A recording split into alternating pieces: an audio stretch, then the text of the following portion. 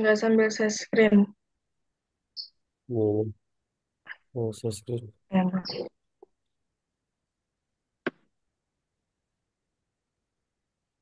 Oke,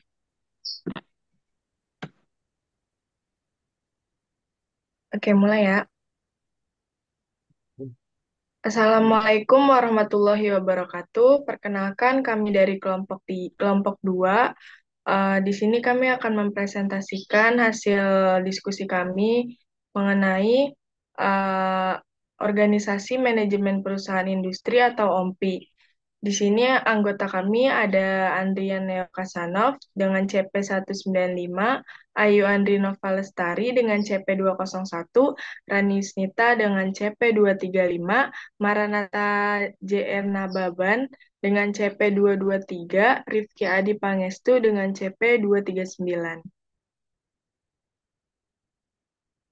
Selanjutnya ada pendahuluan dari OMPI ini, OMPI atau manajemen OMPI atau Open Management of Procurement and Inventory merupakan konsep yang mengedepankan keterbukaan dan efisiensi dalam pengelolaan pengadaan serta persediaan barang dalam suatu organisasi. OMPI berfokus pada proses yang terintegrasi mulai dari identifikasi, kebutuhan, hingga evaluasi vendor dengan tujuan meningkatkan transparansi, akurasi, dan kecepatan dalam rantai pasokan. Dengan memanfaatkan teknologi digital dan sistem informasi, OMPI memungkinkan organisasi untuk memantau ketersediaan barang secara real-time, mengelola hubungan dengan pemasok, dan meminimalisir risiko keterlambatan atau kekurangan stok. Hal ini penting bagi perusahaan agar tetap kompetitif dan responsif terhadap perubahan permintaan pasar. Selanjutnya di sini ada profil perusahaan. Kami di sini memilih perusahaan Makaroni Ngehe sebagai eh, tugas kami dengan nama perusahaannya yaitu Makaroni Ngehe dengan nomor teleponnya 081113203379. Tanggal berdiri dari perusahaan Makaroni Ngehe ini di tanggal 11 Maret 2013 dengan alamat situs webnya https://ngehe.com. Kemudian ada emailnya di sini info@ngehe.com. Visi dari perusahaan makaroni Ngehe ini membuat produk biasa menjadi produk berkualitas. Kemudian misi dari perusahaan makaroni Ngehe ini memberikan pelayanan yang optimal bagi pelanggan, memberikan kualitas yang terbaik, menciptakan inovasi yang baru bagi pelanggan. Selanjutnya, jumlah karyawan dari Makaroninya ini ada berjumlah 450 karyawan. Jumlah outletnya ada 33 yang tersebar di daerah DKI Jakarta, Jawa Barat, Jawa Tengah, dan Jawa Timur. Sedikit deskripsi produknya dari Makaroninya ini, ia tidak menyediakan makaroni saja. Makaroninya juga menyediakan variasi lain yang enaknya juga bikin ketagihan, seperti usus goreng, otak-otak, cimol, bihun krenyes, mie kriuk, dan mie lidi. Seluruh varian jika bercampur rasa pedas dan asin gurih yang sederhana atau memakai bumbu-bumbu lain seperti keju dan balado akan lebih nikmat.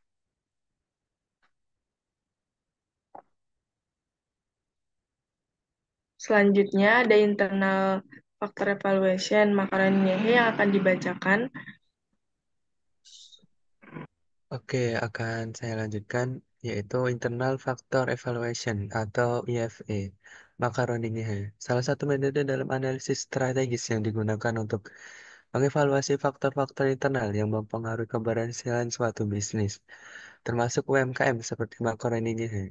IFE bertujuan untuk menilai kekuatan dan kelemahan dalam aspek operasional, pemasaran, keuangan sumber daya manusia, dan teknologi serta bagaimana faktor-faktor tersebut berkontribusi terhadap pencapaian tujuan bisnis.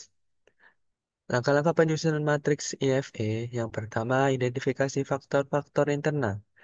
Untuk untuk UMKM makrorenehe, faktor-faktor ini bisa meliputi kekuatan, misalnya merek yang dikenal di kalangan anak muda, kualitas rasa yang unik, dan strategi pemasaran yang kreatif.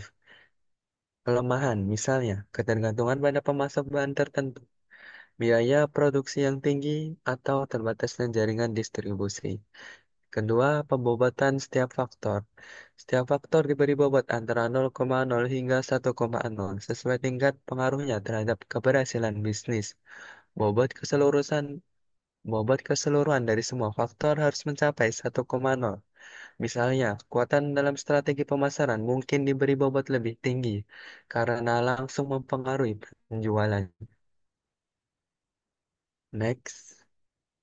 Yang ketiga, penilaian atau rating. Setiap faktor juga diberi nilai antara 1 hingga 4, tergantung pada apakah faktor tersebut merupakan kekuatan utama atau kelemahan utama. Meliputi 4 untuk kekuatan utama, 3 untuk kekuatan kecil, 2 untuk kelemahan kecil, dan 1 untuk kelemahan utama. Keempat, menghitung skor tertimbang. Hasil kali antara bobot dan rating untuk setiap faktor menentukan skor tertimbang dari faktor tersebut. Dan yang kelima, analisis hasil. Jumlah dari skor tertimbang, seluruh faktor akan menunjukkan posisi internal UMKM. Nilai total yang mendekati 4 menunjukkan posisi internal yang kuat, sementara yang mendekati 1 menunjukkan posisi yang lemah. Next. Contoh faktor IFE pada makaroning ini. Yang pertama kekuatan, kualitas, rasa, dan varian produk. Bobotnya yaitu 0,3, rating 4, skor tertimbang 1,2. Kemudian pemesanan kreatif di media sosial. Bobotnya 0,2, rating 4, skor tertimbang 0,8. Kemudian yang kedua kelemahan. Ketergantungan pada pemasok bahan. Bobotnya 0,15, ratingnya 2, skor tertimbang 0,3. Keterbatasan distribusi di luar wilayah tertentu. Bobotnya 0,15, rating 1, skor tertimbang 0,15. Total skor yang dihasilkan dapat digunakan sebagai dasar dalam menentukan strategi lanjutan bagi makaroni ini. Misalnya dengan memperkuat distribusi atau diversifikasi produk. Next. Kemudian kita masuk ke External Factor Evaluation atau EFA. Makaroni ini. Salah satu metode analisis yang digunakan untuk mengevaluasi faktor-faktor eksternal yang mempengaruhi keberhasilan atau tantangan dalam sebuah bisnis, termasuk usaha mikro, kecil, dan menengah atau UMKM, seperti makaroni ngihe. IFA membantu mengidentifikasi faktor peluang dan ancaman di lingkungan eksternal yang dapat mempengaruhi performa bisnis. Berikut adalah cara IFA dapat diterapkan pada UMKM makaroni ngihe. Yang pertama, identifikasi peluang. Beberapa peluang yang mungkin dimanfaatkan oleh makaroni ngehe, yaitu pertumbuhan industri kuliner. Tren makanan ringan dan camilan terus meningkat, terutama di kalangan anak muda dan masyarakat urban. Ini merupakan peluang besar bagi makaroni ngehe untuk memperluas jangkauan pasarnya. Kemudian penggunaan media sosial. Makaroni ngehe dapat meningkatkan pemasaran melalui media sosial untuk mencapai pelanggan baru, terutama kaum milenial yang aktif secara online. X. Selanjutnya inovasi produk dengan menghadirkan berbagai varian rasa, kemasan yang menarik dan produk yang mudah diakses, makaroni ini dapat tetap relevan dan meningkatkan daya tarik. Yang terakhir peraturan pemerintah yang mendukung UMKM. Adanya kebijakan atau program pemerintah yang mendukung pengembangan UMKM seperti bantuan modal usaha atau pelatihan bisa membantu makaroni ini dalam meningkatkan skala bisnis. Nah, yang kedua, identifikasi ancaman. Selain peluang, ada pula ancaman yang perlu diberikan oleh makaroni ngehe. Yang pertama, persaingan yang ketat. Banyaknya bisnis makanan ringan sejenis menawarkan produk serupa atau alternatif bisa mengurangi pangsa pasar makaroni ngehe. Kemudian, perubahan preferensi konsumen. Konsumen cenderung berubah selera, misalnya lebih memilih makanan sehat, sehingga makaroni ini perlu mempertimbangkan diversifikasi produk agar tidak kehilangan pelanggan. Kemudian fluktuasi harga bahan baku. Kenaikan harga bahan baku seperti minyak atau tepung akan mempengaruhi harga jual dan margin keuntungan. Selanjutnya, ketidakpastian ekonomi dan inflasi. Ketidakpastian ekonomi dapat mengurangi daya beli konsumen yang pada akhirnya dapat mempengaruhi penjualan produk cemilan seperti makaroni ini. Next. Kemudian yang proses ketiga ialah setelah mengidentifikasi peluang dan ancaman pada IFE, dilanjutkan dengan memberi bobot pada setiap faktor berdasarkan pentingnya faktor tersebut bagi makaroni ini. Setiap faktor juga diberi rating berdasarkan seberapa baik makaroni ini menanggapi faktor itu. Skala 1 sampai 4, dengan 4 berarti sangat baik dan 1 berarti lemah. Contoh untuk skor IFE. Pertumbuhan industri kuliner bobot 0,2 rating 4, skornya 0,8. Persaingan yang ketat bobot 0,3 rating 2, skornya 0,6. Inovasi produk bobot 0,15 rating 3, skornya 0,45 dan seterusnya. Total skor keseluruhan dari faktor-faktor ini akan menunjukkan seberapa baik makaroni ngehe mampu menanggapi faktor eksternal yang ada. Skor di atas rata-rata menunjukkan respons yang baik terhadap faktor eksternal, sedangkan skor rendah berarti perlu memperbaikan strategi. Dengan menggunakan IFE, maka Roninge dapat mengidentifikasi faktor-faktor eksternal, mana yang harus lebih diperhatikan, dan bagaimana mengembangkan strategi yang lebih efektif untuk mempertahankan keunggulan kompetitif. Selanjutnya, dilanjutkan oleh rekan saya. Selanjutnya, analisis SWOT yang akan dibacakan oleh Ayu dan Andrian. Selanjutnya adalah analisis SWOT dari makaroni ngehe. Jadi studi kasus kali ini akan menganalisis SWOT dari UMKM makaroni ngehe pada poin strength atau kekuatan ini identifikasi keunggulan internal perusahaan yang dapat diperkuat dengan implementasi ERP. Kemudian ada weakness, kelemahan, identifikasi kelemahan internal yang mungkin muncul atau teratasi dengan menggunakan ERP. Lalu ada opportunities, peluang, identifikasi peluang eksternal yang dapat dimanfaatkan dengan ERP, kemudian ada threats atau ancaman, yaitu identifikasi ancaman eksternal yang dapat dihadapi perusahaan meskipun sudah menggunakan ERP. Next. Jadi di sini saya akan membahas yang pertama strength, kekuatan dari makaroni ngehe. Jadi yang pertama, efisiensi operasional ERP dapat mempercepat operasional dengan menggabungkan proses penjualan, inventaris, dan distribusi dalam satu sistem terpadu. Kemudian ada integrasi data.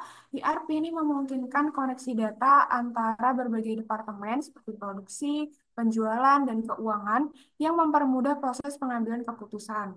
Lalu ada otomatisasi proses bisnis, yang dimana ERP ini mengurangi aktivitas manual sehingga tim dapat lebih fokus pada peningkatan produktivitas dan kualitas produk. Kemudian yang keempat ada pengelolaan persediaan yang lebih efektif.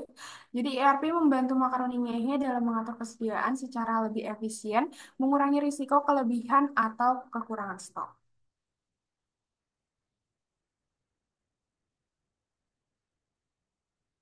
Lalu di sini ada poin weakness kelemahannya yaitu kurangnya keterampilan pengguna. Jadi karyawan mungkin memerlukan pelatihan intensif untuk dapat menggunakan ERP sehingga membutuhkan tambahan waktu dan biaya.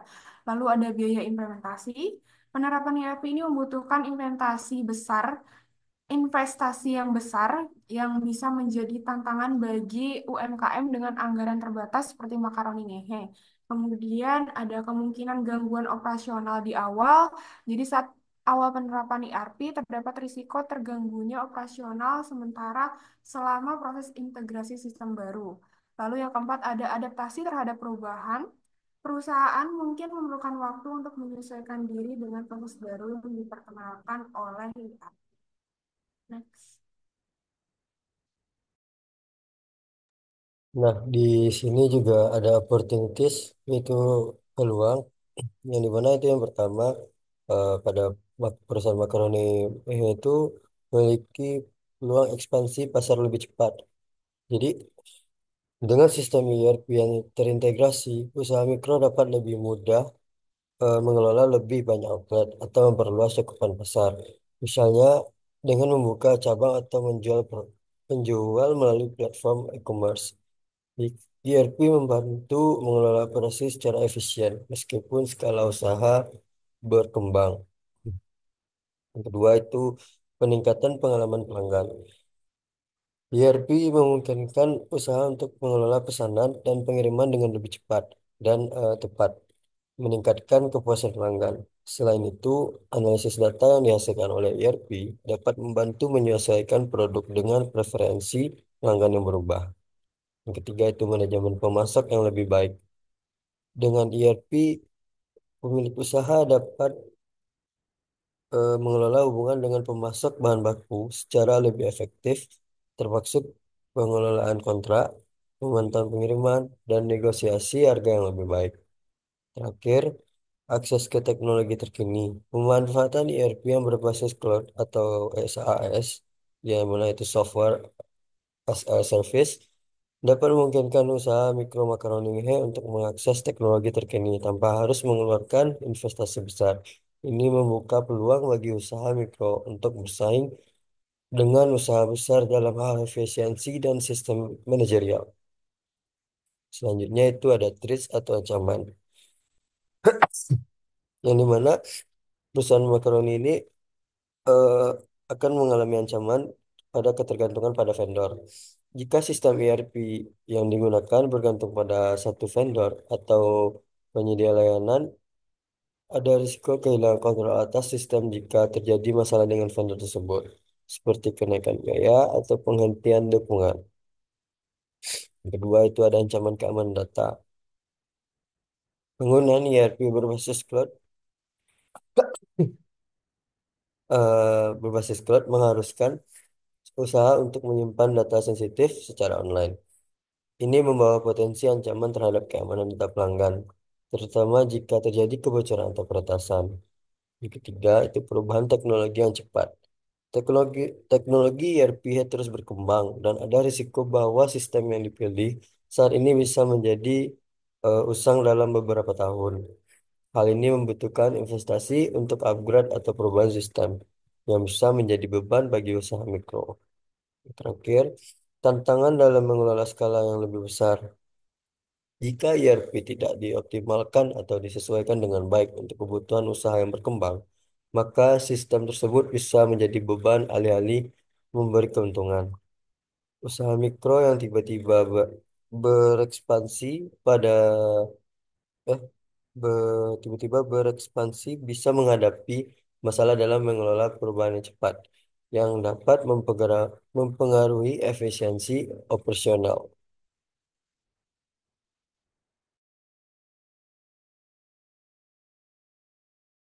Materi selanjutnya adalah matriks SWOT makaroni ngehe. Yang pertama adalah secara internal terdapat kekuatan dari makaroni ngehe, yaitu yang pertama resep yang unik dan berbeda, yang kedua kualitas bahan baku yang tinggi, yang ketiga inovasi produk, empat brand awareness yang meningkat, lima loyalitas pelanggan, dan yang keenam efisiensi operasional.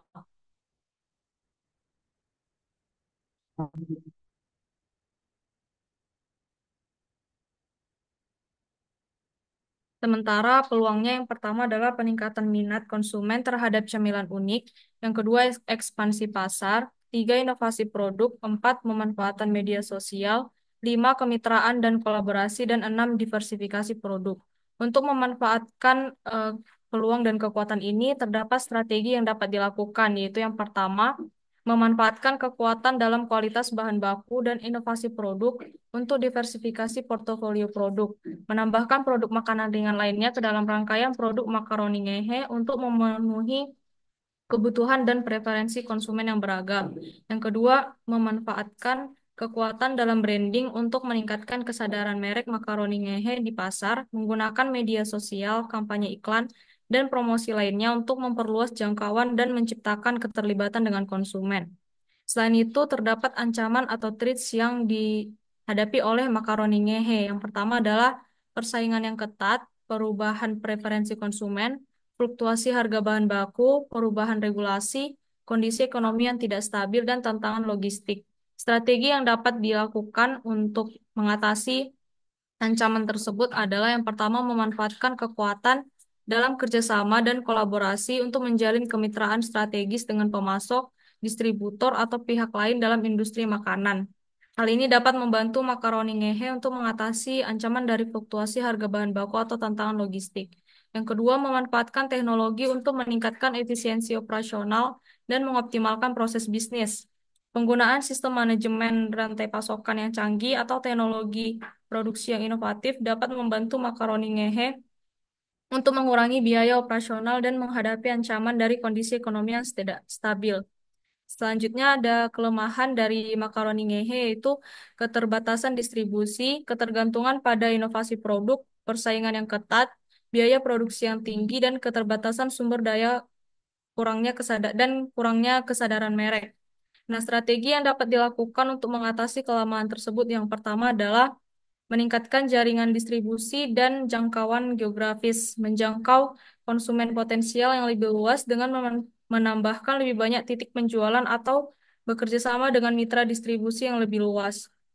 Yang kedua, menyesuaikan strategi penetapan harga yang lebih kompetitif atau menawarkan promosi diskon untuk menarik konsumen dan meningkatkan daya saing di pasar dengan memanfaatkan media sosial, konten kreatif, atau kampanye iklan yang menarik untuk meningkatkan visibilitas dan daya tarik merek makaroni ngehe.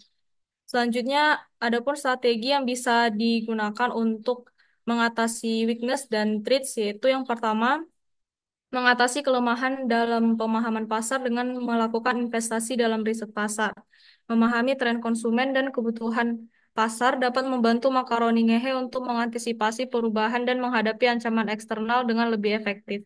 Dan yang kedua, mengatasi kelemahan dalam menghadapi tantangan tak terduga atau perubahan eksternal dengan menyusun rencana krisis yang komprehensif. Memiliki strategi yang siap pakai untuk menghadapi situasi krisis seperti perubahan regulasi atau perubahan ekonomi dapat membantu makaroni ngehe untuk tetap stabil dalam menghadapi tantangan yang mungkin timbul. Sekian dari saya, terima kasih.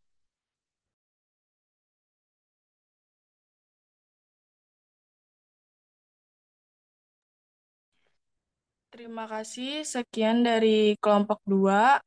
Apabila ada salah-salah kata, mohon maaf. Wassalamualaikum warahmatullahi wabarakatuh.